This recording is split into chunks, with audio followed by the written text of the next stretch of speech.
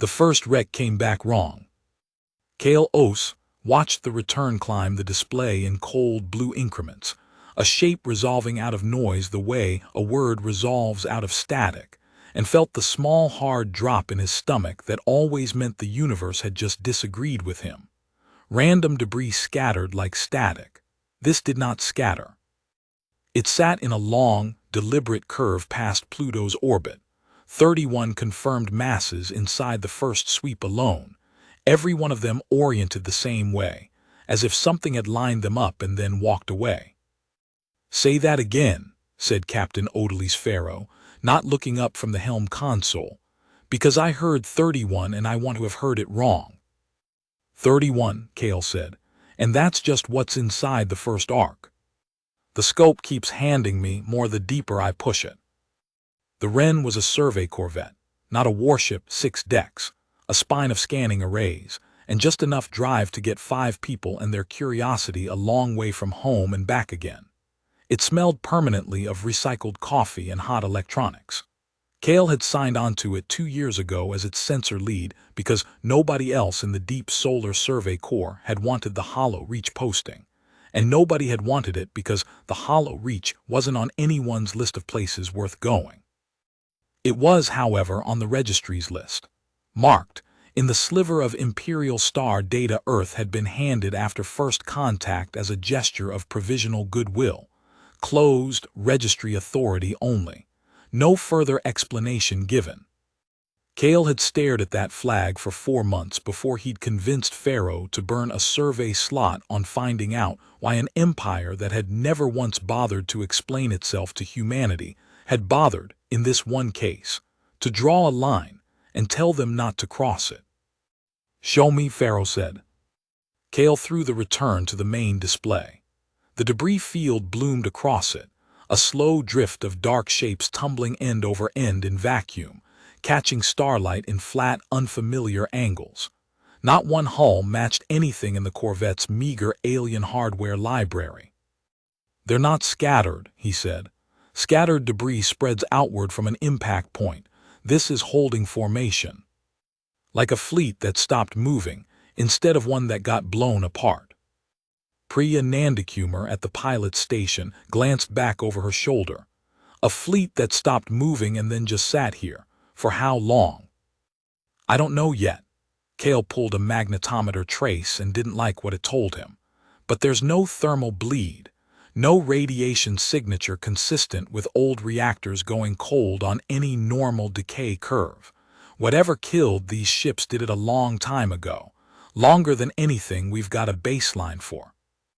"Define a long time ago," said Emil Sato from the engineering console, arms folded, already looking like a man bracing for a number he wouldn't like. "Older than us knowing anything's out here at all." The bridge went quiet in the particular way it did when nobody wanted to be the one who said the interesting thing out loud first. Farouk Diallo, at comms, broke it, because that was his job, to be the calm one, 44 years old and unbothered by most things the universe had thrown at him in 2 decades of deep space postings. "Captain," he said, "policy's clear on this. Assessment Status Treaty Terms, Article 9. Anything we find inside registry-flagged space, significant or anomalous, gets reported before we do anything else with it." "I know what the treaty says, Farouk." Pharaoh's jaw tightened just slightly. 4 years since first contact and Earth was still a case file waiting on a registry desk somewhere, still living inside the careful, watched, provisional word assessment, still bound by rules it hadn't written and couldn't yet afford to break. "I also know we don't have anything to report yet except a hunch and 31 shapes on a screen. Kale, get me something real before I hand it to people who might decide the smart move is to come take it away from us." "Working on it," Kale said, and meant it like a promise. He put the Wren's whole sensor suite onto the nearest wreck and pulled the ship in close enough to paint it properly. It resolved slowly, plate by plate, out of the dark. A hull nearly 400 meters long, ribbed like the inside of something that had once been alive, its surface a matte black alloy that ate the running lights instead of throwing them back. No markings the ship's database recognized. no drive signature matching any of the 7 confirmed alien hull classes humanity had been shown since first contact. And along its flank in long raking lines, the unmistakable geometry of weapons fire, not impact damage, not a collision, directed energy, concentrated, applied from a single bearing with a precision that made Cale's mouth go dry. "It didn't crash," he said quietly. "It was killed deliberately from one direction." "One direction meaning what?" Pharaoh said. Cale pulled up the trajectory overlay and let the math answer for him. 31 confirmed wrecks, now 34 as the scope kept resolving more out of the dark, every scar on every hull tracing back, not outward from a common blast, but inward, toward a single convergent point deep in the heart of the field. "Meaning something sat still," he said, "and everything that came at it died reaching for it." Nobody spoke for a long moment.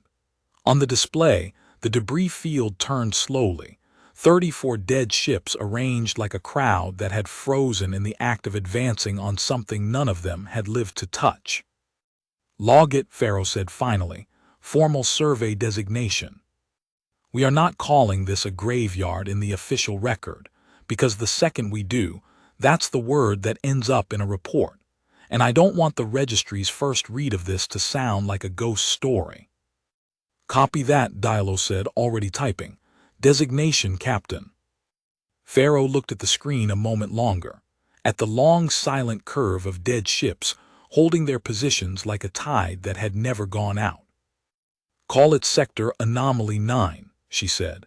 "And somebody get me coffee because I have a feeling we're going to be here a while." The wrens settled into a slow, careful holding pattern at the edge of the debris field, close enough to keep resolving detail, far enough that Pharaoh wouldn't have to explain a collision to anyone waiting back home.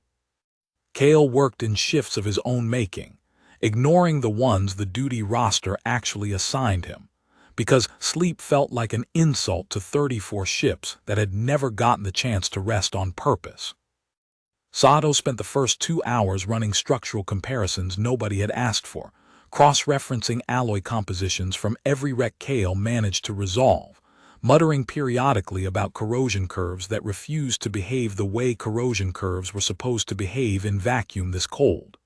"It's like something kept polishing them," he said once, mostly to himself. 8,000 years and half these hulls still hold an edge you could shave with. That's not decay. That's maintenance nobody's admitting to. Nandakumar held the wren's position with the kind of continuous, unglamorous attention that never showed up in any log entry, but kept 5 people from becoming wreck number 35, nudging the corvette a few meters at a time whenever a tumbling hull drifted close enough to worry about. Diallo cycled through the treaty channel's status board every 20 minutes, watching a report queue itself and unqueue itself as Pharaoh kept finding fresh, defensible reasons not to send it yet. "You ever get used to it?" Nandakumar asked at one point, not looking away from her console. "The quiet ones, the wrecks that don't have anything left to tell you." "No," Cale said. "I don't think you're supposed to." She didn't answer that, and he didn't push her to. Some quiet felt earned, the honest kind that settled over a place once everything that needed saying had been said. This one didn't. It felt held, deliberate, the particular stillness of something that had been waiting a very long time for someone to finally arrive and ask it a question. By the 4th hour, the field had resolved into something closer to a map than a scatter Cale tagging each wreck with a rough class and rough age, watching a pattern he didn't like assemble itself one confirmed data point at a time. The oldest hulls sat furthest out, at the edge of what the wren's sensors could resolve at all, as if the killing ground had been widening outward for millennia, each new arrival adding one more ring to a shape that had never once stopped growing. He didn't say that part out loud yet. He wanted to be wrong about it first. "Anything from the drone launch corridor?" Pharaoh asked, coming to stand behind him with a coffee she'd clearly forgotten to drink an hour ago. "Just more of the same, bigger though, There's a hull out past the fourth ring that's pushing 500 meters, and it doesn't match anything in the first 31 either. Cale rubbed his eyes. Captain, I don't think we've found the edge of this yet. I think we've found the part of it that's easiest to see. Then find the part that isn't, Pharaoh said, and left him to it. They were there for 6 hours before Cale found the second wreck that mattered. It was smaller than the first, barely 90 meters. Its hull crumpled inward along one flank like a fist had closed on it, but it had survived intact enough on the opposite side to preserve a marking. A crest, faded but legible, stamped into a section of plating that had somehow avoided the worst of the damage. Cale ran it through the Wren's borrowed registry cross-reference 3 times before he let himself believe the result.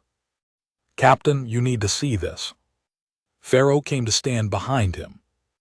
On the screen, side by side, the crest from the wreck and a partial match pulled from the sliver of imperial historical data Earth had been given, an emblem the reference file listed, with a dry bureaucratic flatness that somehow made it worse, as belonging to a polity the modern registry catalogued as the first throne.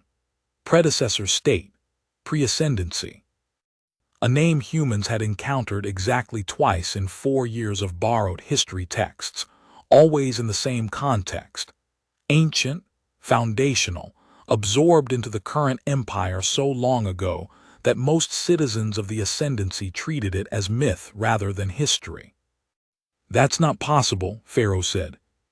The first throne is, 8,000 years dead, according to their own records.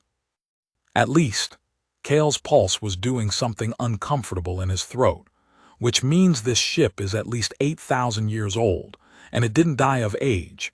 It died the same way the others did, reaching for the same point. Sato leaned in from engineering, reading over Cale's shoulder. So what you're telling me, he said slowly, is that 8,000 years ago, an armada from the empire that became the empire that's currently deciding whether or not to eat us got wiped out. Here. By something that was still shooting straight when it happened. That's what the wreckage says. And the empire flagged this whole sector, do not enter, and never told anyone why. That's also what the wreckage says. Pharaoh exhaled slowly through her nose, the sound of a captain doing arithmetic she didn't like the answer to. Diallo, hold the report. I want more before this goes anywhere near a treaty channel. Captain, Article 9. Article 9 says significant or anomalous findings get reported. It doesn't say when. I want to know what did this before I tell an empire that's already deciding what to do with us, that we found the one thing in the universe that could kill their own ancestors and keep the receipts. He didn't get far before the field handed him something worse. The third wreck he pulled into full resolution was smaller than the first 2, barely 60 meters, curled in on itself where some catastrophic stress had folded its spine nearly in half. But one compartment near its stern had somehow held pressure through all 8,000 years of vacuum and cold, sealed by accident rather than design, and when Cale ran a structural scan through the intact hull plate, the return that came back made him set his coffee down very carefully so he wouldn't spill it. Captain, his voice had gone flat, the particular flatness people used to keep something else out of it. I've got biological signatures, preserved, 6 of them still in restraint harnesses. Pharaoh came to stand behind him without a word. On the screen, the scan resolved slowly into shapes that had once been desiccated, unrecognizable as anything but the general architecture of bodies that had sat down and strapped themselves in and never gotten back up. Whatever species they'd been, they'd died in their seats in the dark, a very long way from wherever they'd called home. No sign they ever launched a weapon, Cale said, reading the tactical residue off the compartment's dead consoles. Targeting systems never armed. I think this ship went dead before its crew even had a chance to fight back. That's not a battle, Sato said quietly from the other console. That's an execution. Cale sat with that a moment, thinking against his will of his sister Amara, 6 years gone now, A shuttle telemetry report that had come back wrong in almost exactly this way, a straight line that should have curved, a system that should have caught the error and hadn't. He'd built a career out of refusing to let bad data go unquestioned because he'd watched once exactly what happened when nobody did. He didn't say any of that out loud. He didn't need to. It was most of the reason he was still staring at the screen, instead of looking away from it. They never even knew, he said instead. That's the part I can't get past. Every ship in this field, dead in the same afternoon, most of them probably never close enough to understand what they were reaching for before it ended them. Which is exactly why I don't want our names added to that list, Pharaoh said. Kale, I need you steady, not haunted. Can you keep working this? He made himself nod, made himself mean it. Yeah, I can keep working it. Good, because whatever executed 6 strapped-in crew members without giving them time to arm a weapon is not something I want to walk up to blind. Pharaoh straightened, looking at the field on the display, 30-some dead ships, and somewhere at its heart, whatever had killed them all so efficiently that most of them had never gotten the chance to be afraid. Log the remains. Respectfully. And then let's find out what did this before it decides we're close enough to matter. Diallo logged the 6 exactly as Pharaoh had ordered. Respectfully, plainly, 6 sets of remains flagged for eventual return to whatever authority might someday claim a first throne successor states dead. And the wardroom went quiet in a way that had nothing to do with instruments. Nandakumar broke it, and when she did, her voice had none of its usual dry evenness. My brother flew scout duty past the old Kuiper relay markers, before first contact even had a name, she said, not looking at anyone in particular. His ship stopped transmitting on an ordinary Tuesday. No wreckage, no field anybody could ever find. Just silence, and then a line in a file that said presumed lost, cause undetermined, and that was the end of it. No graveyard for him, not even that much. She looked at the frozen shapes of the 6 restrained crew on the display. At least these 6 get a marker. At least somebody, eventually, is going to know exactly what happened to them and why. Kale didn't have anything to offer that wouldn't have sounded hollow, so he didn't try. He had spent 6 years carrying his sister's file the same careful way Nandakumar was apparently still carrying her brother's. Not grief exactly, not anymore, but a debt owed to an answer nobody had ever handed him. Watching her, he understood exactly why she'd wanted this posting as badly as he had. We'll find out what happened here, he said instead. All of it, however long it takes. I know, she said. That's why I'm still standing here instead of transferring out after the first hour. She managed something close to a smile, thin and tired. Get back to work, Osai. Wrecks don't read themselves. The 4th wreck, when Kale pulled it up an hour later, told him the graveyard story was even older and stranger than he'd let himself assume. Its hull geometry didn't match the first throne crest at all. A different alloy, a different construction logic entirely, ribbed in a spiral pattern no human or imperial reference file recognized. Whoever had built it, they weren't the same people who died beside them. 2 different fleets, he said slowly, cross-referencing the hull signatures against everything the Wren's library had. Maybe more. This one predates the first throne wreck by, I can't even get a confident number, the corrosion pattern's wrong for every model I've got. Older, possibly a lot older. So it's not one battle, Pharaoh said. It's a pattern. Multiple fleets, multiple eras, all coming here, all dying the same way. Do we know how many eras we're talking about? Diallo asked, arms folded, watching the tactical plot fill with more confirmed wrecks by the minute. Because if this field's been collecting fleets since before recorded imperial history, that's not a battle site anymore. That's an institution unto itself. At minimum, 3 separate hull construction traditions so far, Kale said. Probably more once I get through the outer ring. Whatever's out, there has been doing this long enough to outlast several empires' worth of ambition. Comforting, Sato muttered. All coming here for the same reason, Kale said. whatever that reason turns out to be, and all finding out the hard way that whatever's waiting for them hasn't gotten any weaker with time. Cale didn't argue. He was already pulling the next return and the one after that, watching the field fill in wreck by wreck, watching every scorch mark on every hull trace back to the same dark, silent point at the center of the drift, a point the Wren's passive sensors had swept twice already and returned nothing for. No mass, no heat, no reflection. Nothing there at all, according to the instruments. He didn't believe that for a second. "I want a drone on that convergence point," he said. "Passive only.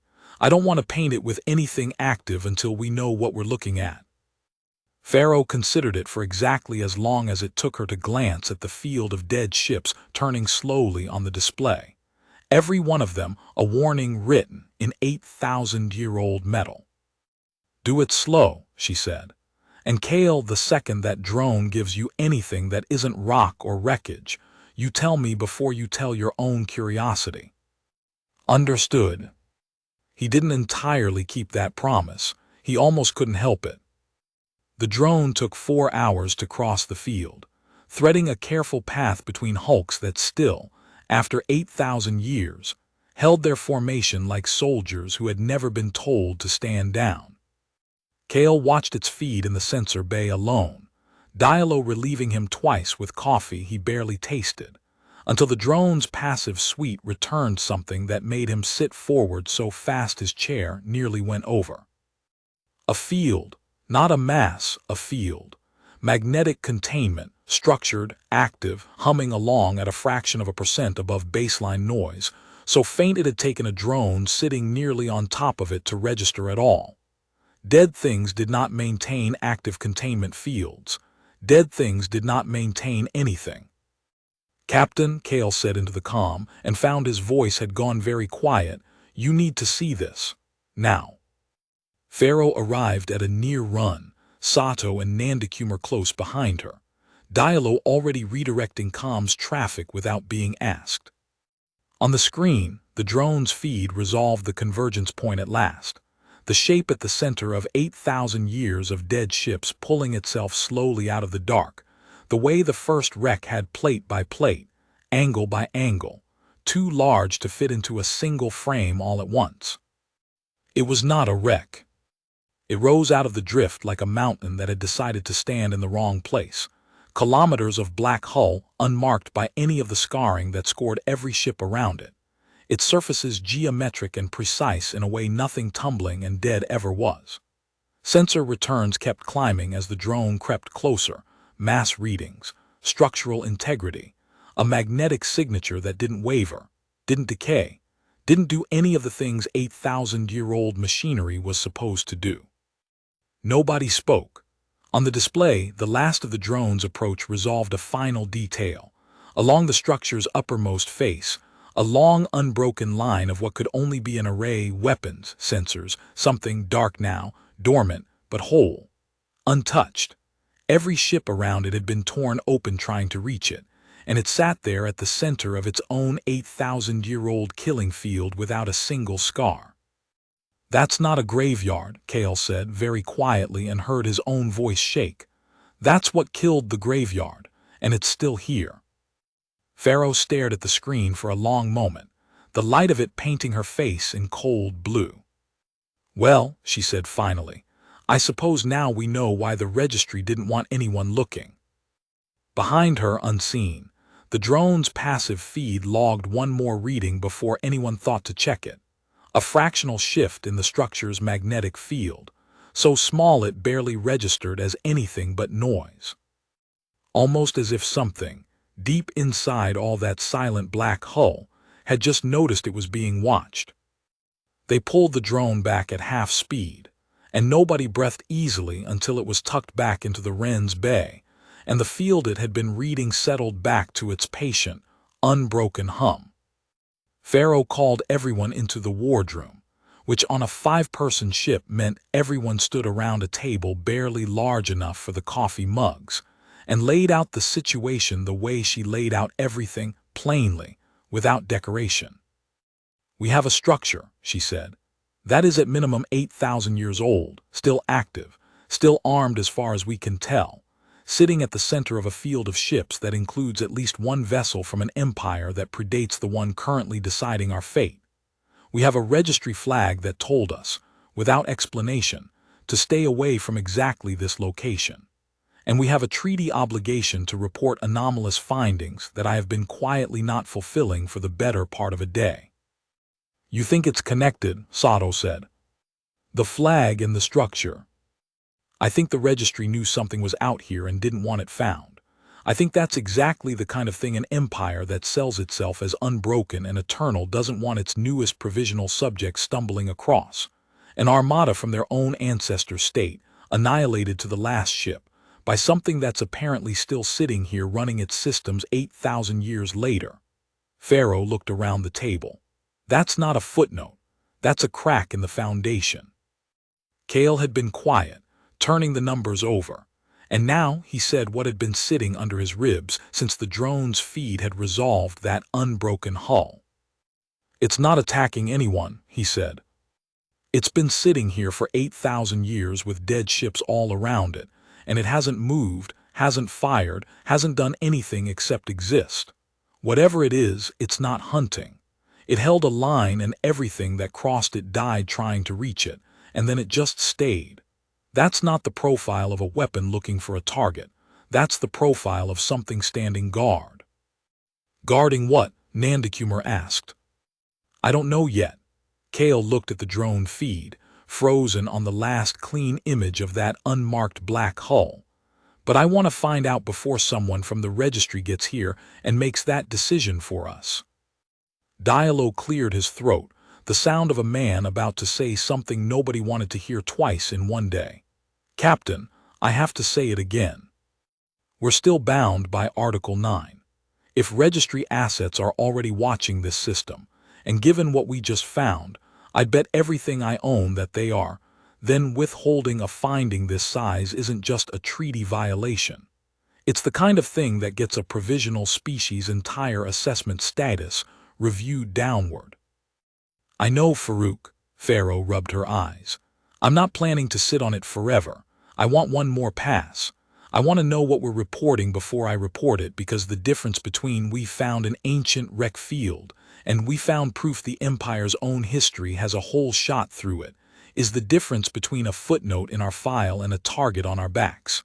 Kale, can you get closer without waking it up any further than we already have?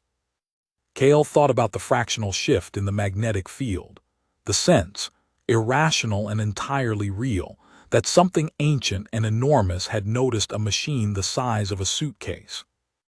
I can try, he said, carefully.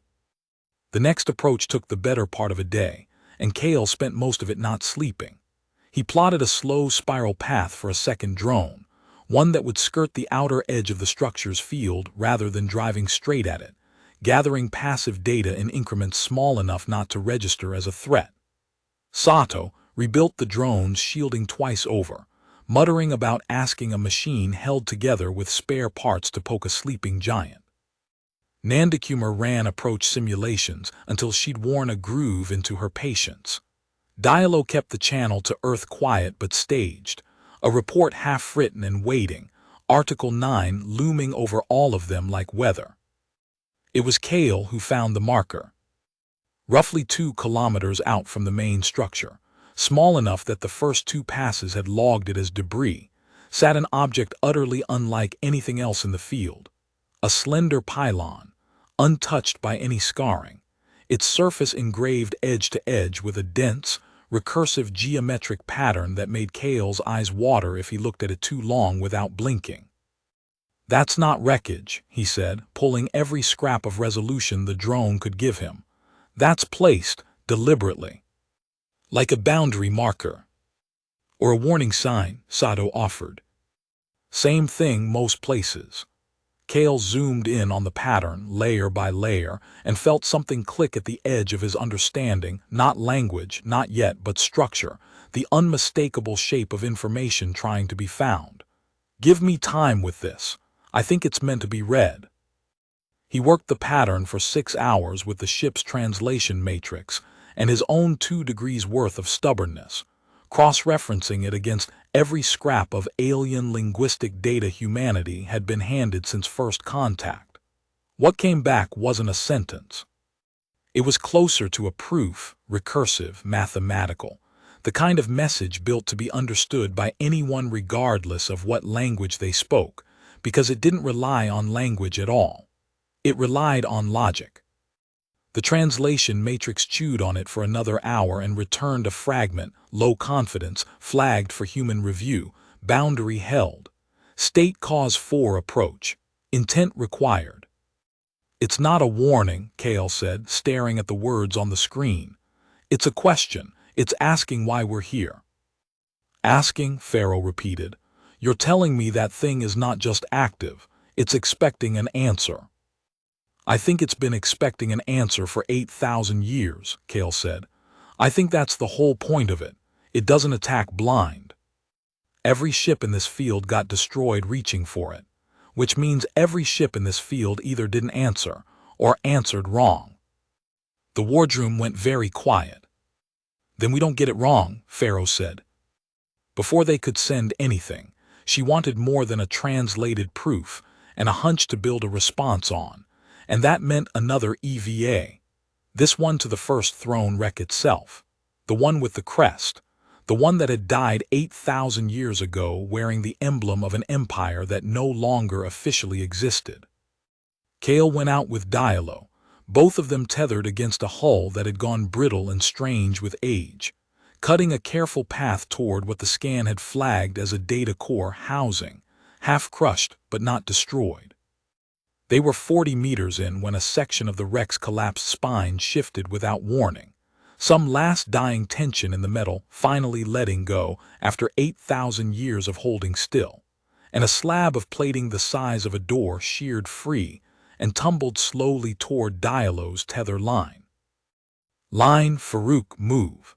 Kale's voice cracked across the suit channel, and Diallo threw himself sideways off the hull with a controlled kick that would have looked calm on a training exercise, and looked in the moment like the only thing standing between him and a severed line 4 light towers from the nearest hospital. The plating missed him by less than 2 meters, tumbling off silently into the dark to join the rest of the field's slow, patient drift. I'm clear, Diallo said, breathing hard. I'm clear. Report that structural integrity out here is worse than the scan suggested, and somebody remind me to thank Kale properly once we're back inside a pressurized hull. It took 90 more careful minutes to extract the data core, and another 6 hours back aboard the Wren for Sato to coax anything at all out of a storage medium that predated every format humanity's own archives had ever cataloged. What came back was not much: fragments, garbled by age and damage, most of it unrecoverable. But one thread of audio, badly degraded, survived long enough for the translation matrix to render into something like sense, and Kale played it for the wardroom exactly once, because once was enough. It was a voice, clipped, formal, the cadence of someone recording a log entry rather than speaking to another person. The translation rendered it stiffly, without inflection, but the words needed no help carrying their weight. Approach authorized under First Throne Annexation Writ. Boundary structure has queried cause. Cause given, territorial claim, prior right of conquest. Structure has not accepted. Repeating, structure has not accepted. A pause degraded static where something had been lost. Then shorter, flatter, the particular flatness of someone reciting an order they didn't like. Weapons authorized, proceeding on writ authority regardless of structure's objection. The recording ended there. Whatever had happened next, it hadn't survived to be recorded, or the ship recording it hadn't survived long enough to finish. Nobody in the wardroom spoke for a long moment. They asked it a question, Kale said finally, and when they didn't like the answer, they tried to take what they wanted anyway, on authority, not cause, authority, a writ, a claim they'd already decided didn't need the structure's agreement. And it killed them for it, Sato said. It killed them because they told it straight out that they weren't asking permission, they were informing it. Kale looked at the frozen waveform on the screen, 8,000 years old, the last recorded words of a fleet that had mistaken an ancient boundary for an obstacle rather than an authority in its own right. That's the difference. That's what got them killed, and it's the only variable in this whole field we actually understand well enough to control. Pharaoh absorbed that in silence, then looked around the wardroom at her crew, Sato still staring at the waveform, Nandakumar quiet at the edge of the room, Diallo methodically logging the recovery per procedure because it was the only thing keeping his hands from shaking after the near miss on the hull. "Then we don't repeat their mistake," she said. "We don't inform it of anything. We ask, genuinely, and we mean it." "And if it doesn't believe us?" Nandakumar asked.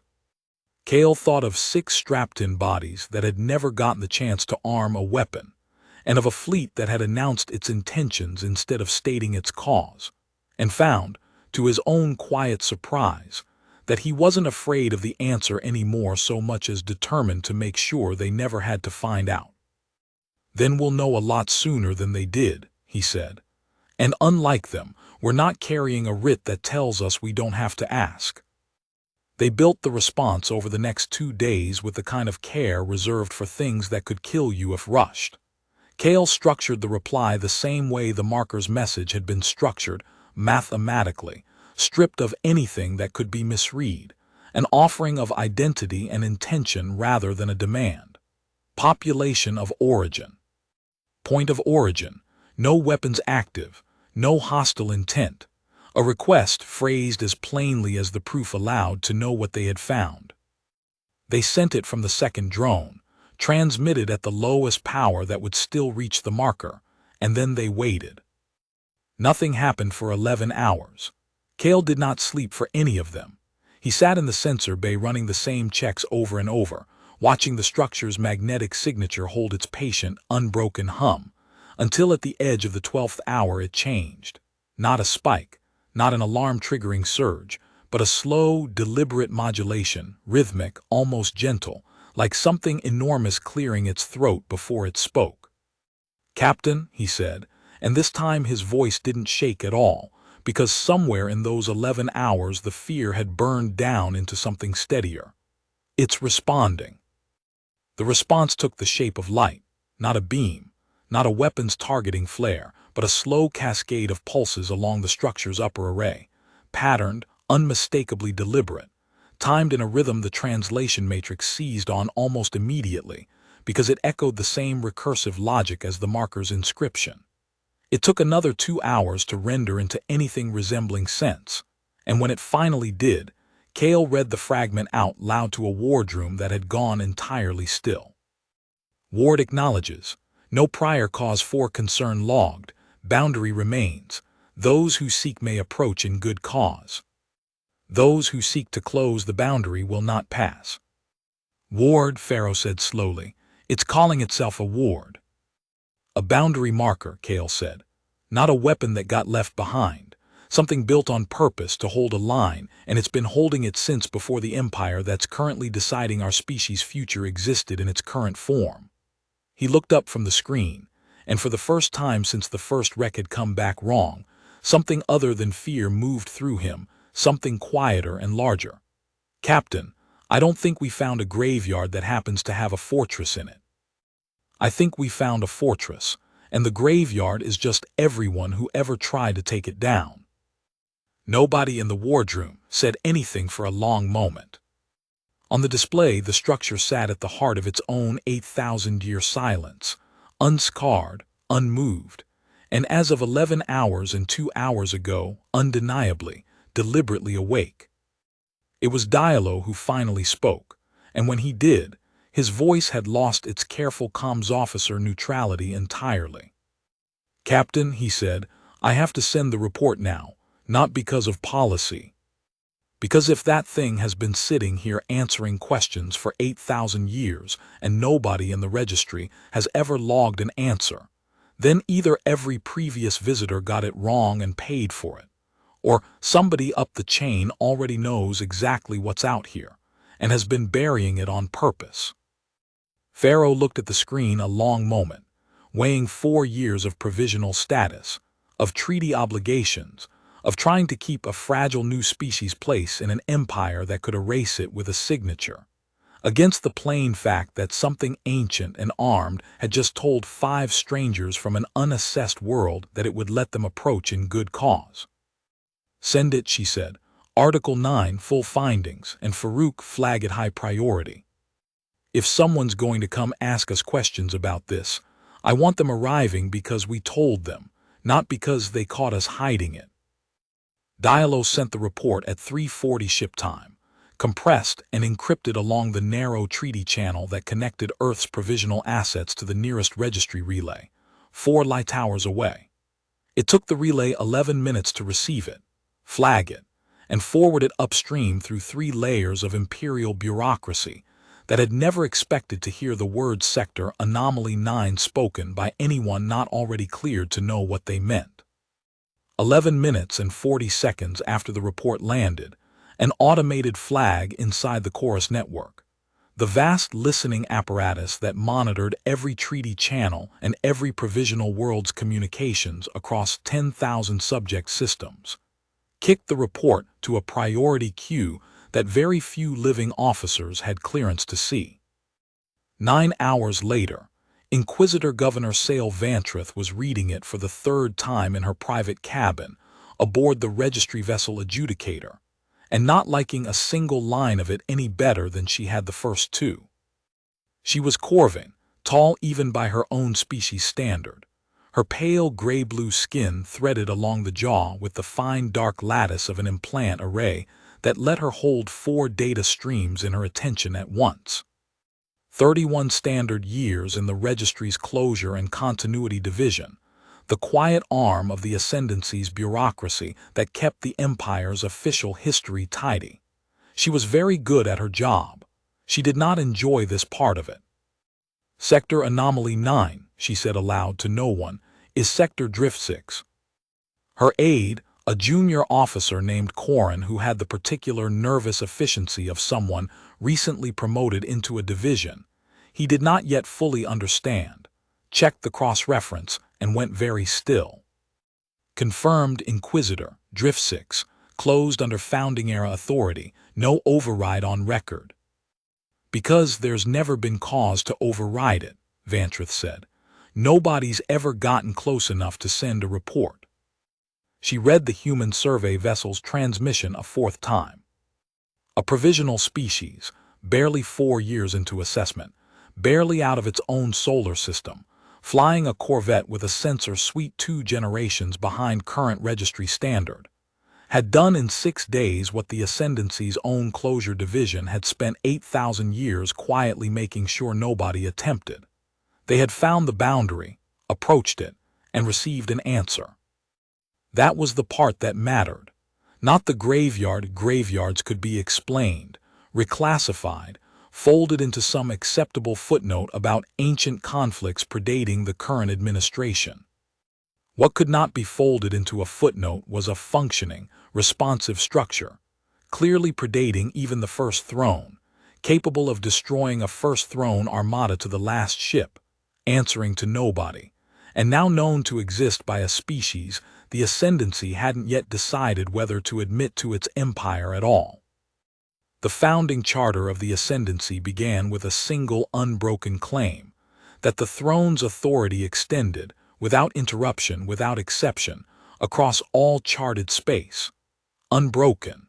That was the whole foundation the empire's legitimacy stood on, 8,000 years of dominion, no line ever drawn against it and held. Sector Drift 6 was a lie inside that claim, and it had just been found by the one species in the entire Ascendancy least equipped, politically, to be trusted with keeping a secret that large. "Set a course," Vantreth said. "Standard reckoning fastest. I want to be inside that system before the humans have time to compare notes with anyone else." "Orders for the human vessel, Inquisitor." Vantreth considered the question longer than Corin expected her to. "Courteous," she said finally. "At first, we are conducting a routine sector audit. We will request their telemetry as a matter of standard procedure, and we will thank them for their diligence in reporting an anomaly, and we will see how quickly they hand over everything they have." She closed the report on her display, the light of it fading from her face. "If they're reasonable, this ends with a data transfer, a polite dismissal, and a footnote nobody outside closure and continuity ever reads. If they're not." She didn't finish the sentence. Corin wisely didn't ask her to. Before the adjudicator broke orbit, Vantreth filed the standard notification up her chain, not because procedure strictly required it at her clearance level, but because 31 years in closure and continuity had taught her that the officers who survived long careers in that division were the ones who made sure, in writing, that someone above them had agreed to what they were about to do. The answer came back from Undersecretary Raul Corvin within the hour, terse even by the standards of a division that prided itself on brevity. "Close the file. Method at your discretion. No further correspondence until resolved." Vantreth read it twice and understood exactly what it meant and exactly what it declined to say. Corvin was not going to put his name on a method. If she succeeded, the file would close quietly, and no one above her would ever need to know how close a call it had been. If she failed, the discretion clause would ensure the failure belonged to her alone. She had seen it happen to other officers. She had once been the one drafting the report that ended somebody else's career over exactly this kind of quiet arrangement. She did not resent it. It was, in its way, honest about what the registry actually was, not a monolith but 10,000 careful people each protecting a narrow piece of an institution too large for any one of them to see whole. She had believed in that sum for 31 years. She still did. She simply understood now that belief and safety were not the same thing. "Inquisitor," Corin said carefully, reading the directive over her shoulder, "if this doesn't go the way Corvin's hoping, then it will have been my discretion and my consequence, and the file will still close, one way or another." Vantreth closed the message and did not let her voice carry any of what the words had cost her. "Which is exactly why we are going to do this correctly, Corin, courteously first. Because a clean closure is better for everyone, including us, than a messy one, and because I would very much like to still have a career after this quarter's review." Corin said nothing further, and the adjudicator broke orbit an hour later, 4 days out from a sector that had sat undisturbed and unexplained for 8,000 years, carrying an officer who understood, better than almost anyone else in the ascendancy, exactly how much silence an empire that called itself eternal actually required to keep functioning.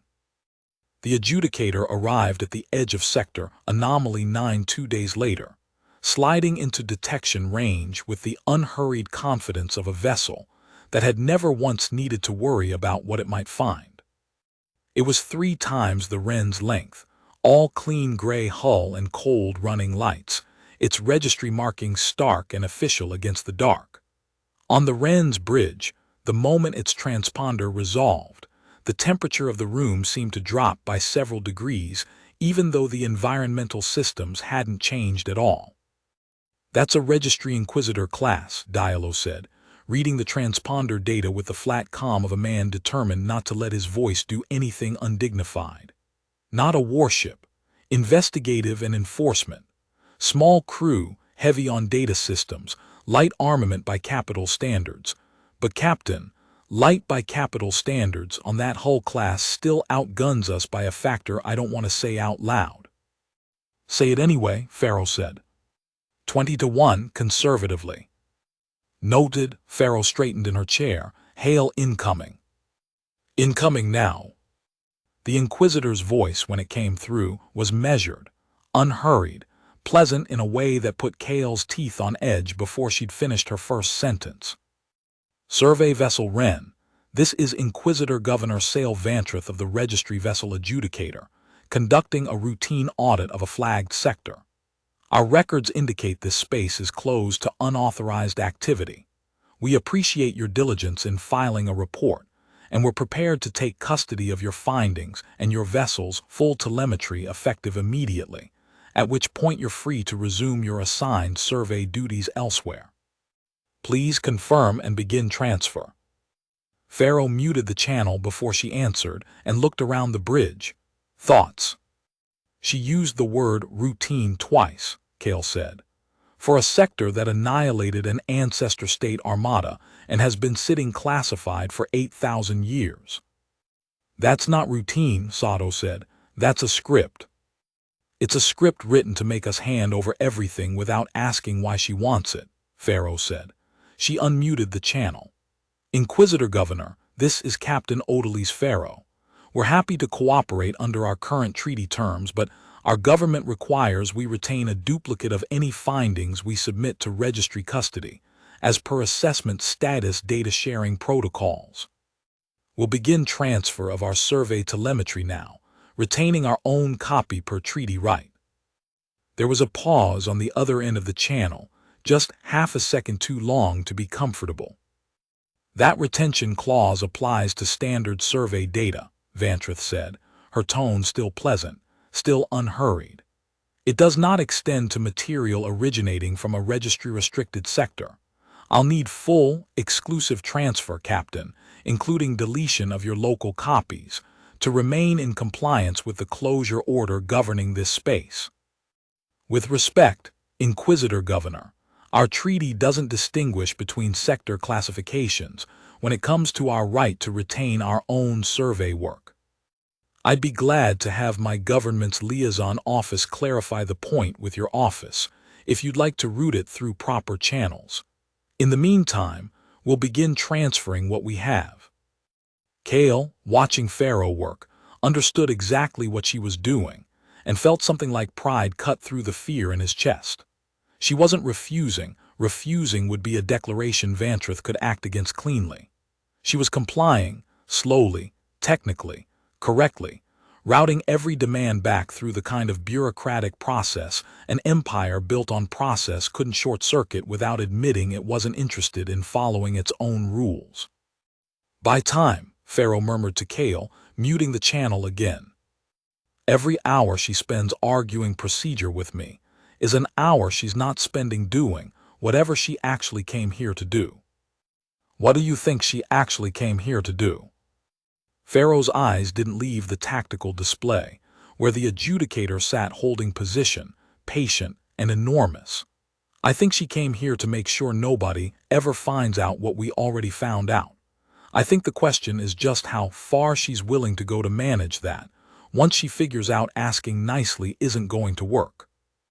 They found out 4 hours later. The transfer Pharaoh's team sent was real data, technically compliant, deliberately incomplete full telemetry on the outer debris field, partial and heavily compressed data on the central structure, nothing at all on the marker's inscription or the exchange Kale had spent 2 days building.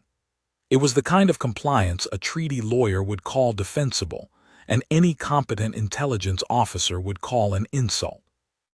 Vantrith was, by every account Kale would later reconstruct, a very competent intelligence officer. Captain Pharaoh, her voice came again, and the pleasant, unhurried quality had thinned considerably. The transfer I've received is missing material your own report explicitly referenced, communication logs, translated fragments, a marker inscription. I'll ask you once formally to complete the transfer in full. Inquisitor Governor, that material is still under active analysis and hasn't been finalized to a transferable standard. We'd be glad to forward it once. Captain, the word cut across Pharaoh's sentence like a blade. I am aware this is a stalling tactic. I'm also aware that your government's assessment status is, at this moment, an open file, and that a finding of bad faith noncompliance from a registry-restricted sector would weigh very heavily against it. I would strongly advise you reconsider your position. Silence on the Wren's bridge. Kale watched Pharaoh's hands, very still on the console, and understood that the captain was doing the same arithmetic. He was weighing 5 lives and 1 small ship against the entire unresolved future of a species that had 4 years of provisional standing, and no real power to argue with anything Vantreth decided to do next. "Inquisitor Governor," Pharaoh said finally, evenly, "we've complied with every term of our treaty as we understand it. If you believe otherwise, I'd ask that any further demand come through proper diplomatic channels rather than a direct order to a civilian survey vessel." There was a longer pause this time. When Vantreth spoke again, her voice had lost the last of its patience. "Noted," she said. "Stand by." "That's not a good stand by," Sato said quietly. Aboard the adjudicator, Vantreth stared at the incomplete transfer a long moment, doing arithmetic she did not enjoy. A full boarding action would generate exactly the documented incident Corvin's directive was designed to avoid. Further argument would cost her days she didn't have. What she needed was something in between, decisive enough to end the standoff, contained enough to log, if it ever came to that, as a minor technical incident rather than an act of war. "Target their maneuvering array," she said. "Nothing lethal. I want them stationary and cooperative, not dead. A disabled ship still transfers its data. A dead one just becomes a second incident report. And if the boundary structure reacts to weapons fire inside its space, Inquisitor." Vantreth glanced at the ancient hull sitting silent and unmoved at the center of the field, exactly as it had sat, by every record she'd ever been shown, for 8,000 years without once needing to prove anything to anyone. "It hasn't moved in 8,000 years, she said. "It's not going to start because of one warning shot at a survey corvette that isn't even inside its measured boundary radius." She heard, even as she said it, how much of that certainty was hope rather than data, and pushed the thought down anyway. "Fire," she said. 90 seconds later, the adjudicator's forward batteries lit a single, precise, disabling shot across the Wren's port maneuvering array. Not aimed to kill, aimed to cripple, a warning delivered in the oldest language an empire that size had ever needed. Force, applied exactly hard enough to make its point. The Wren shuddered violently. Alarms cascaded across every console at once. Nandakumer, thrown half out of her chair by the impact, caught herself on the console edge with a sound that was more grunt of pain than word, and Kale saw, in the half-second before the lights flickered and the emergency systems cut in, the dark spreading stain of blood along her sleeve where a shattered panel had opened her forearm to the bone. "Nandakumer's hit," he shouted, already moving toward her. "Hold position," Pharaoh's voice cut through the chaos, hard as the shot that had caused it. "Sato, damage report. Dialo, get medical up here now." "Maneuvering's down on the port side. We're venting atmosphere from deck 3. I've got it sealing, but it's going to take a minute." Sato's hands were already flying across his board. "We are not running anywhere, Captain, not on this drive." Kale got a pressure bandage around Nandakumer's arm with hands that shook only slightly, years of survival drills finally worth something, and helped her into the second chair as Dialo arrived at a dead run with the ship's medical kit. Through it all, some cold analytical part of his mind kept running, kept watching the tactical display, kept doing the math nobody wanted to say out loud. They were crippled, outgunned 20-1, 4 light towers from any help, and the thing that had answered them in the language of mathematics 11 hours after they'd asked politely was now watching an armed vessel open fire inside the boundary it had spent 8,000 years defending. "Captain," he said, and his voice came out steadier than he felt, "look at the field." On the display, the ancient structure's magnetic signature, patient, unbroken, unchanged through everything until this exact moment, surged. Not subtly, not the fractional shift a suitcase-sized drone might have triggered by simply existing nearby. A full-spectrum wave that rolled outward from the structure's hull in a visible pulse, lighting the dark array along its upper face one section at a time, kilometer after kilometer of dormant weaponry and sensor architecture waking in sequence like a vast creature drawing a slow, deliberate breath. Every scarred, silent wreck in that 8,000-year field seemed, for one instant, to hold very still around it. It felt that, Kale said. The shot. It crossed the boundary and it felt it. On the adjudicator's bridge, 4 light minutes and 1 very short delay away, Vantrith watched the same reading climb her own tactical display and felt, for the first time in 31 years of a career built on managing other people's inconvenient discoveries, the specific cold certainty that she had just made a mistake she did not yet fully understand the size of. "Belay all further weapons fire," she said, very quietly, and did not need to say it twice. It was already too late.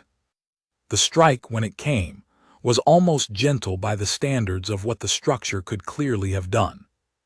A single beam, faster than the adjudicator's own defensive systems could track, lanced across the registry vessel's forward hull section. The unmanned cargo bay, Vantrith would learn within the hour, deliberately chosen, deliberately survivable, and opened it to vacuum in a bloom of superheated metal that lit the dark for half a second like a struck match. Alarms screamed across the adjudicator's bridge. Corin, white-faced, called damage figures that meant nothing catastrophic and everything symbolic. A warship of the modern ascendancy, 20 times the mass of the human vessel it had just crippled, had been struck once precisely, by something 8,000 years dead by every official record, and the strike had not even required the structure to aim at anything that mattered. "Full reverse," Vantrith said. "Hold position outside its effective range. Do not return fire." "Inquisitor, our systems are reading a second target lock." "I said do not return fire." She stared at the tactical display, at the vast dark shape at the center of the field, its array now fully lit, every weapon along its hull awake and capable of ending the adjudicator before Corin finished a sentence. 8,000 years of quiet institutional certainty that Sector Drift 6 was closed and harmless collapsed in her mind into a single, precise, humiliating fact. It had never been dead. It had simply never been provoked. She had, in the space of 90 seconds, and 1 badly judged warning shot, provoked it. The tactical display did not stop at 1 lock. As she watched, Corin's board lit with a second target solution, then a third, then a cascade of them faster than either officer could track individually, dozens of precise firing solutions blooming across the adjudicator's hull, every vital system mapped and targeted in the time it took Vantrith to draw 1 unsteady breath. It was not an attack. It was a demonstration, offered with the same patient, almost pedagogical clarity as the proof language on the marker 2 kilometers out. A plain, undeniable statement of exactly how thoroughly the adjudicator's survival was, in this moment, a matter of the structure's choice and not the adjudicator's own defenses. 31 locks, Inquisitor, Corin said, his voice gone very quiet. It could have opened all of them at once. It only opened 1. "I'm aware," Vantrith said, and found, distantly, that some old and rarely used part of her mind recognized what she was looking at, even though nothing in 31 years of closure and continuity training had a category for it. It was the same grammar the marker had used. Cause required. Force answered with force. Restraint answered with restraint. The structure had not escalated to match the adjudicator's aggression. It had escalated exactly 1 step past it, and no further, and then stopped, waiting again, to see what would happen next. She understood in that moment precisely why every wreck in the field around them had died reaching for it rather than retreating from it. Nothing about the structure's behavior suggested panic, or hunger, or malice. It behaved like something that had made its terms known a very long time ago and simply expected, with the serene patience of 8,000 years, to eventually be believed. "Stand down," she said. "All systems now." For a long moment, no one on either ship fired, moved, or spoke. The structure held its position, weapons live, and did nothing further, exactly as it had held for 8,000 years. On the Wren, Kale watched the reading stabilize, watched the ancient array remain lit but quiet, and understood with a clarity that felt almost like awe that they were watching restraint. Enormous, deliberate, entirely voluntary restraint. It could have finished her, he said quietly. It didn't. Why not? Sato asked. Kale thought of the marker's inscription, of the proof-based logic that had asked for cause before it asked for anything else. Because it's not fighting a war. It's still holding a line, and a line doesn't need to kill everyone who crosses it. It just needs to make sure they know exactly where it is. Aboard the adjudicator, Vantrith reached the same conclusion by a different, colder route, and did not like where it left her institution's founding claim any better for having reached it honestly. She sat with that fact for the better part of an hour, running her data streams in silence while Corin managed damage control, and arrived at a decision a more reckless officer would have skipped entirely. She could not defeat what was sitting at the center of that field. Not with the adjudicator's armament, not with anything short of a full battle group, and possibly not even then, which meant the mission had just changed shape. She could not close Sector Drift 6 by force, but she could still, perhaps, close the file if the only witnesses capable of proving what had happened here simply lost the data that proved it. Corin, she said, get me into their systems, quietly. I want their telemetry corrupted, their logs overwritten, anything that could substantiate today's engagement erased before they can transmit it anywhere. If there's no proof this ever escalated past a routine sector audit gone slightly wrong, there's no crisis. There's a footnote. And the structure, Inquisitor. Vantrith looked at the reading on her display, the vast lit array holding its patient, unblinking vigil. The structure, she said, has apparently been content to hold a line for 8,000 years without ever once explaining itself to anyone. I doubt it's going to start filing incident reports now. Aboard the Wren, it was Kale who noticed the intrusion first, a strange, low-level hum of activity threading through the ship's data core that had no business being there. Systems querying files they had no clearance to touch, timestamps beginning, quietly, to shift. Sato, he said, sharp enough to cut through the engineer's damage control focus. Someone's in our system. Sato was at the secondary terminal in 3 steps. She's not asking anymore, he said, reading the intrusion signature. She's trying to rewrite our logs. Wants it to look like none of this happened, no weapons fire, no structure waking up, nothing worth reporting past a standard survey. Can she do it? She's already doing it. I've got maybe 90 seconds before she's into the primary telemetry core. Kale's mind raced and landed, unexpectedly, on something his grandfather had drilled into him as a boy, running an old radio telescope on cheap second-hand equipment that failed constantly. Never trust the network to keep the only copy of anything that matters. The backup array, he said. The old one. Dialo's manual archive. Dialo, still crouched beside Nandakumar's chair with the last of the bandage work, looked up sharply. The cold storage drives. Those haven't been networked since we left dock. I run them by hand once a shift air-gapped. That's exactly why they still work. Get everything from the last 6 days onto them, physically, right now, before she erases the copies that are online.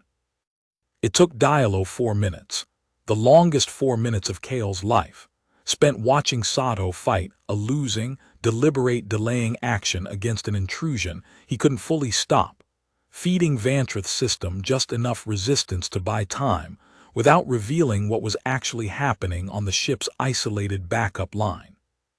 When Dialo finally straightened, drive in hand, the ship's primary telemetry core had gone, in Sato's own words, a special kind of scramble that isn't coming back without a full rebuild. And every scrap of what mattered, the marker's inscription, the ward's response, the record of an Inquisitor governor's warship firing first inside a boundary that had held for 8,000 years, sat safe on a drive that had never once touched a network Vantrith could reach.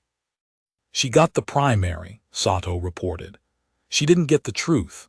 Old Iron beat her clean data-side intrusion, which, for the record, is not something I ever expected to say out loud in my career.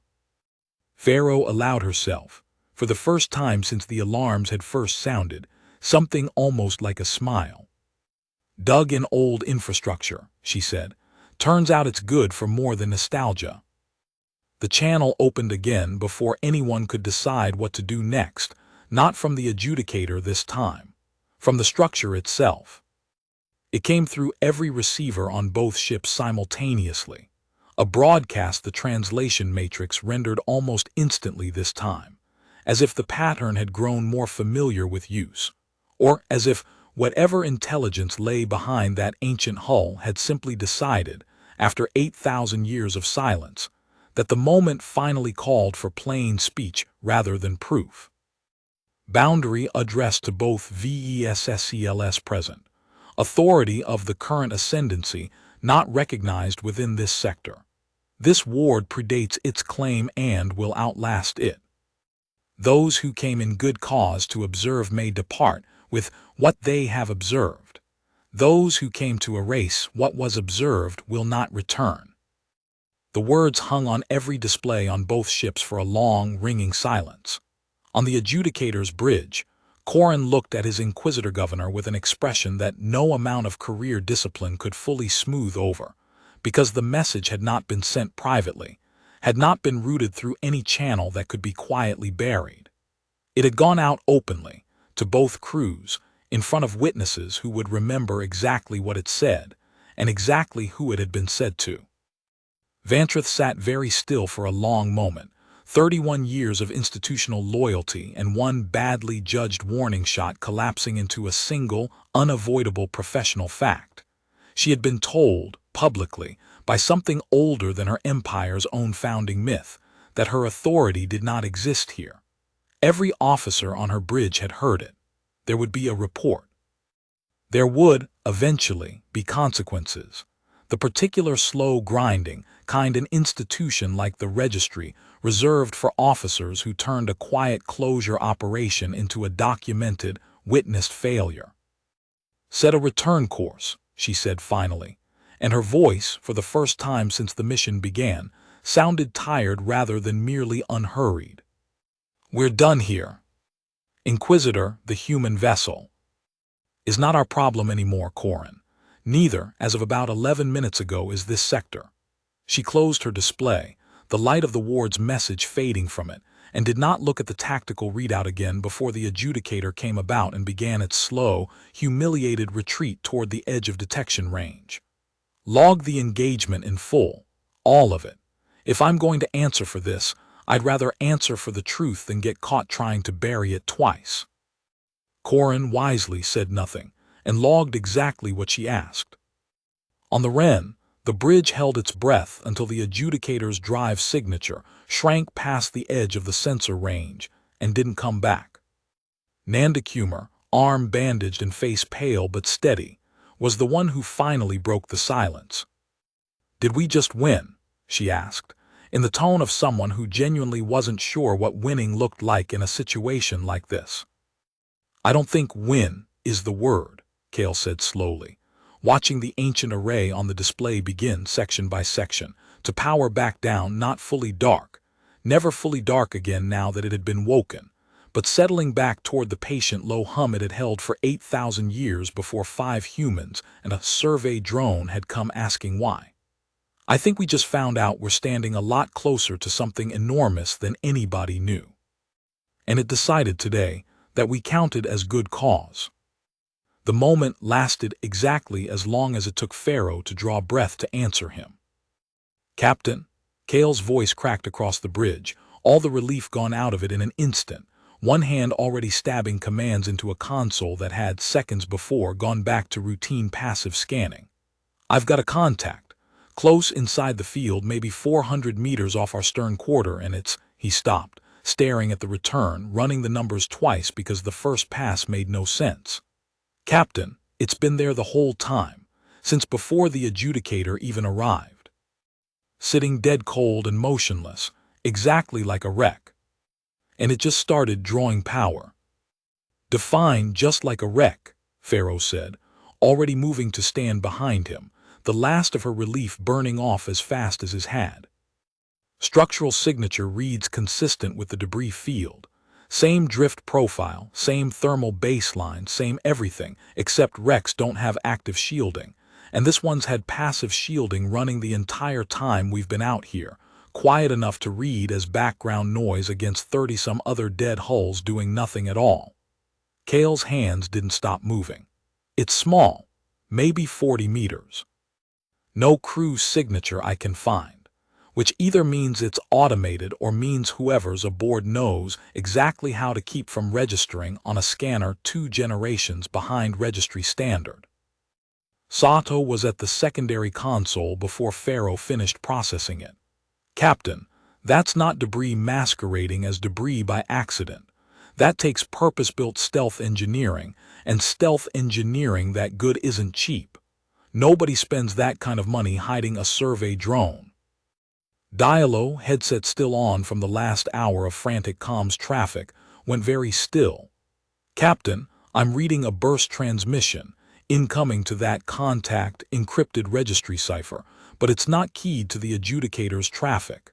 Different authorization chain entirely. Whatever that thing is, it doesn't answer to Vantruth.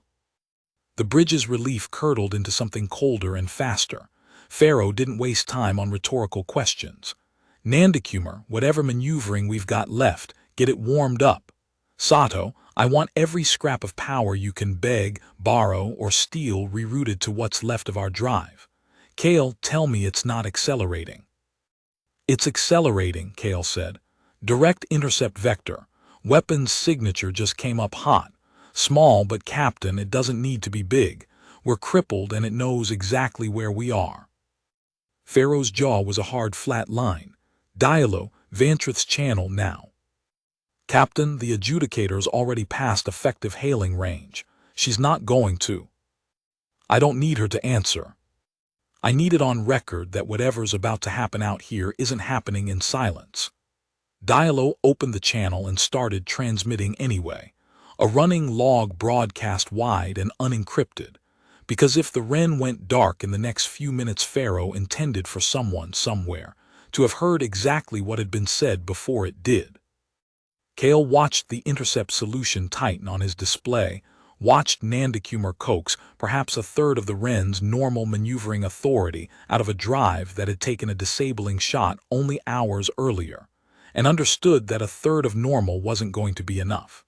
He thought of Nandakumar's brother, presumed lost, no wreckage anybody had ever found, and refused to let this ship become the same kind of silence.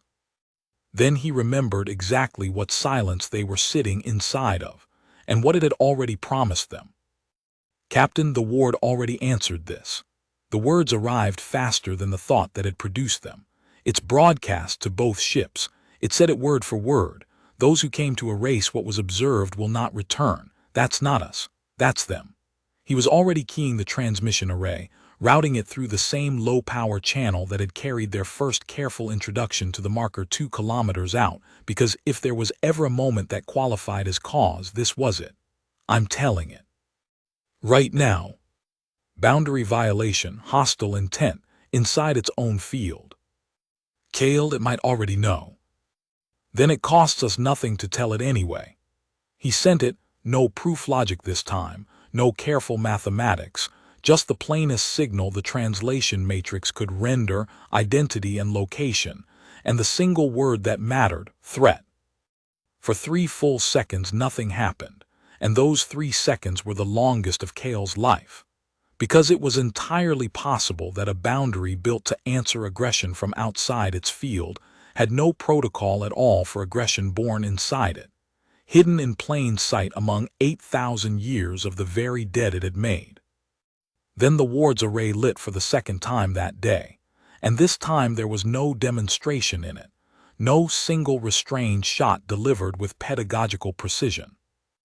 A beam crossed the field faster than the Wren's sensors could fully resolve its path, struck the stealth contact dead center, and the small dark hull that had spent however long, hours, days, longer sitting motionless and unnoticed among its ancestors' wrecks, came apart in a silent, absolute bloom of light that was gone again, almost before Kale's mind had finished registering it had happened at all. No warning shot, no hesitation. No second chance offered, because Kale understood, watching the debris settle into the same slow drift as everything else in the field. None had been asked for, and the ward, it turned out, reserved its patience for exactly the people who bothered to ask. The bridge sat in ringing silence for a long moment. Nandakumar's hands were still locked white-knuckled on a console that no longer had anything left to evade. "Report," Pharaoh said, when she trusted her own voice again. "Contact destroyed," Kale said, fully. "There's nothing left to scan." He sat back slowly, feeling his own pulse hammering in his ears, and found, distantly, that he believed something now he hadn't quite let himself believe in the hour before Vantreth's warning shot. That whatever this thing was, it hadn't just been holding a line. It had been watching this system, and them specifically, closely enough to answer inside of 3 seconds. "Captain, I don't think that ship was Vantreth's." Diallo's burst transmission trace didn't match her authorization chain. "I think somebody set that up separately. A failsafe. Something that didn't need her to know about it, in case she didn't finish the job." Diallo, still monitoring the open channel he'd never closed, confirmed it a moment later, his voice flat with the controlled fury of a comms officer who just watched paperwork nearly get 5 people killed. "Authorization route traces to a registry administrative code, not a fleet designation. Captain, that's a closure and continuity asset. Same division as Vantreth. Different chain of command." "Meaning someone above her didn't trust her to close this quietly," Pharaoh said, "and had already parked a second option out here in case her first one failed." "Meaning they didn't care whether Vantreth succeeded, failed, or died trying," Kale said. "They just wanted the file closed, quietly enough that even their own Inquisitor governor never needed to know it had happened." Nobody spoke for a while after that. On the display, the ward's array dimmed again, section by section, settling back toward its long, patient hum. An ancient and enormous thing briefly, mildly inconvenienced by 2 very small, very determined empires both trying to get the last word.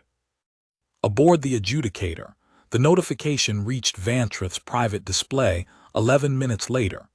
An automated loss confirmation for a closure and continuity asset she had never been briefed existed, deployed to a sector she had personally been given operational authority over, destroyed by a target she had been explicitly ordered to handle herself. She read it twice, and felt her career-long faith in the registry's careful, distributed caution curdle into something closer to betrayal. "Corin," she said very quietly, "pull every record we have access to on closure and continuity asset deployments authorized in the last 30 days. Corvin had told her close the file, method at your discretion, and she had spent 2 days believing that discretion had been hers alone to exercise, never once suspecting it came with an unlogged backup plan that hadn't trusted her to succeed, and hadn't cared what it cost if she failed. If that shot had gone even slightly differently," she said, half to herself, "I would never have known there was a second asset out here at all. I would have gone home believing I'd made the only mistake that mattered." She composed her full report that night, the warning shot, the ward's retaliation, the unauthorized parallel operation inside her own area of responsibility, and sent it up the chain unedited, choosing, for reasons that had less to do with duty than with the particular cold anger of someone who had just learned precisely how disposable her own discretion had been, to send it anyway. Pharaoh looked at the structure a long moment, then at her crew, Nandakumar bandaged and upright, Sato still running diagnostics with the particular exhausted focus of a man who just out-engineered an empire, Diallo cradling the drive that held the only intact record of everything that had happened, and Kale, standing at the sensor console where it had all started, watching the last of the array's light fade back toward dormancy. "Get us stable," she said, "then get us home. We have a report to finish delivering. The real one, this time, no compression, no gaps."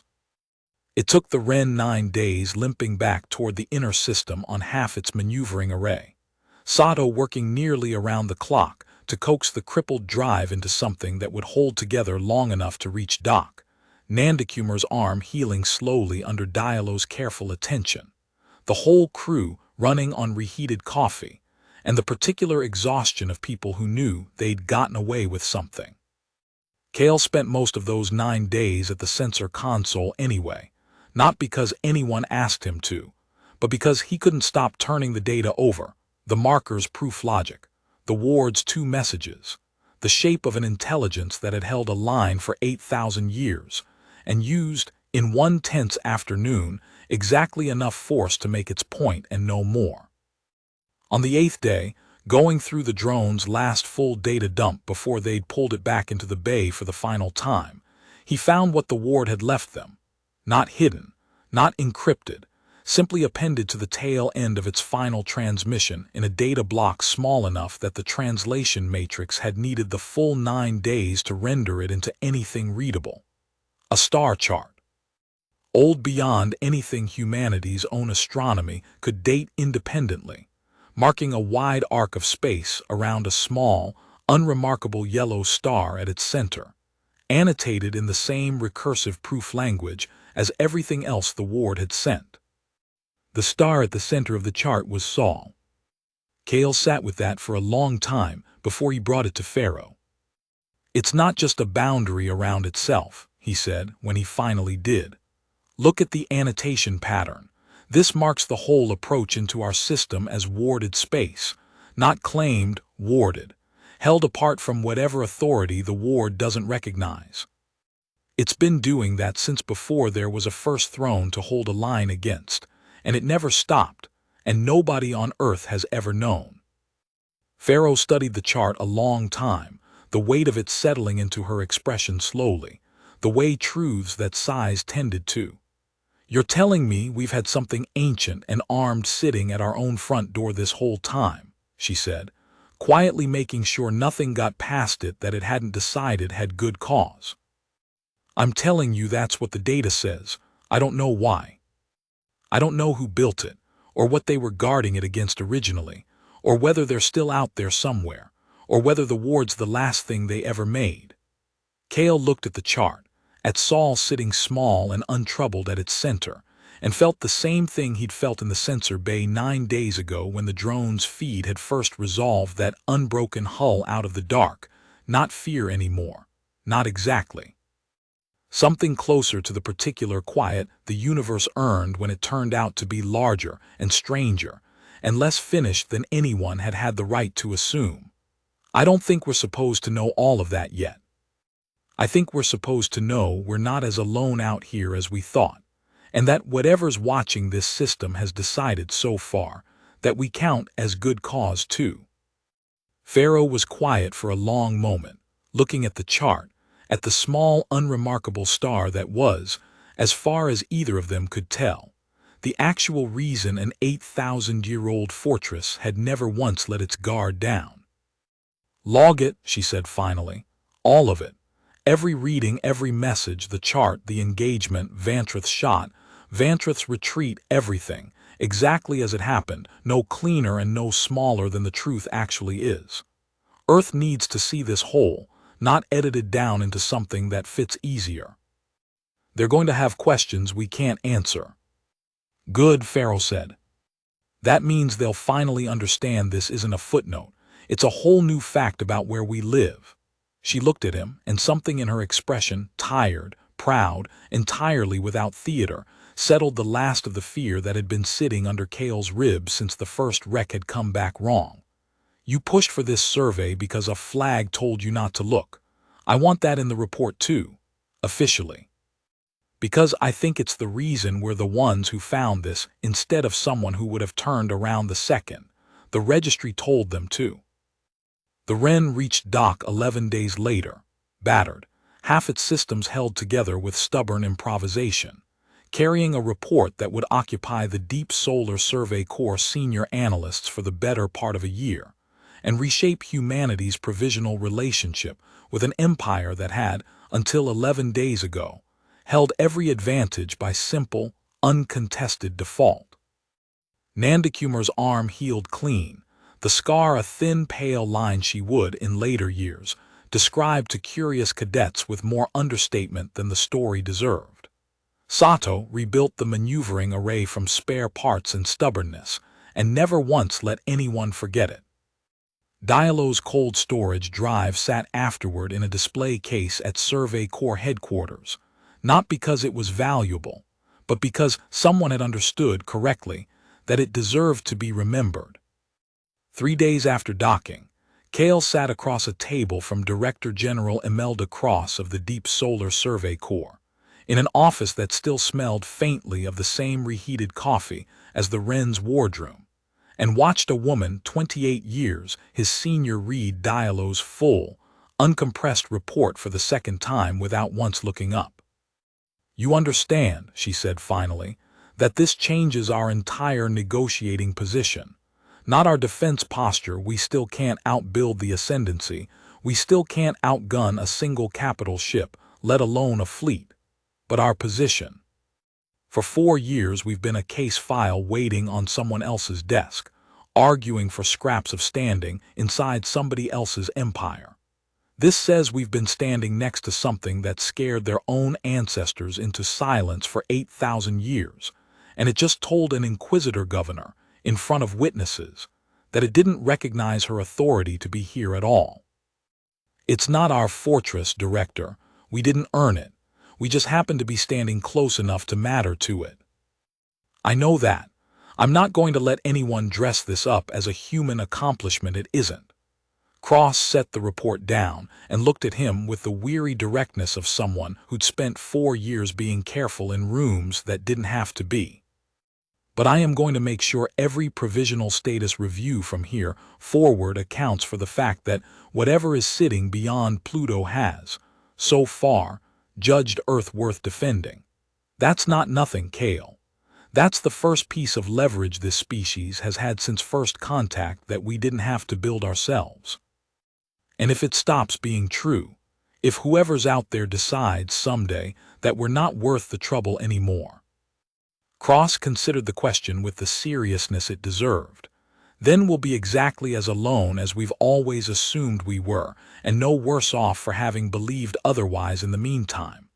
She tapped the report once decisively. "In the meantime, we prepare like it's not going to save us twice. We build what we can build. We stay who we are. That's the only part of this whole file that was ever actually in our hands, and I'd like to keep it that way." Cale thought that was, in its own careful, unglamorous language, very close to what the ward itself seemed to believe. That cause mattered more than certainty, and that a boundary held quietly over time meant more than one declared loudly and once. "Understood, Director," he said, and meant it. 3 days after that, Cross called him back. "Vantrith's report reached us, through her own liaison channel, not ours." She set 2 documents side by side on the display, Diallo's cold storage record of the stealth ship's destruction, and Vantrith's own submitted account, lining up almost word for word. An inquisitor governor just handed a provisional species-independent corroboration that her own institution was willing to erase a treaty-protected crew, rather than let an inconvenient truth reach the wrong desk. That's not friendship, Cale. But it's the first crack we've ever seen in a registry division that spent 8,000 years making sure nobody saw any cracks at all. Cale carried that with him, standing at the edge of the Survey Corps' small memorial wall while Nandakumar updated a file that had sat unfinished for a decade, cause undetermined, amended to a shorter, more honest line, lost in unmapped space beyond the Kuiper markers, consistent with undocumented boundary contact. It wasn't a full answer. It was closer to the truth than the file had ever gotten before. "You did that," she said, not quite looking at him, "pushing for the survey when a flag told you not to." "You did the flying that kept us alive," Cale said. "I just read the recs. You kept us from becoming one." Cale stood in the observation gallery the evening after their return, looking out at the ordinary dark beyond the station's viewport, Earth a blue curve at the edge of the frame, and thought about the ward the way he suspected he would think about it for the rest of his life.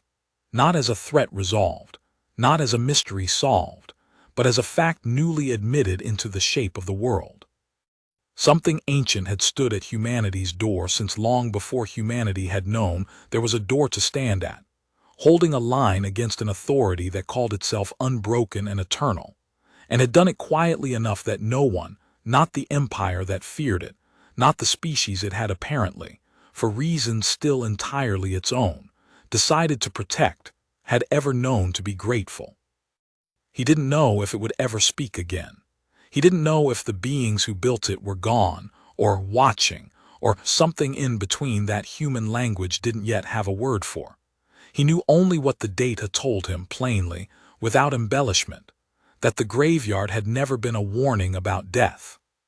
It had been a record of everyone who had ever mistaken patience for weakness, and that Earth, small, provisional, 4 years into an assessment it had no power to argue with had, for one afternoon at the edge of its own solar system, been judged worth defending rather than erased for finding out.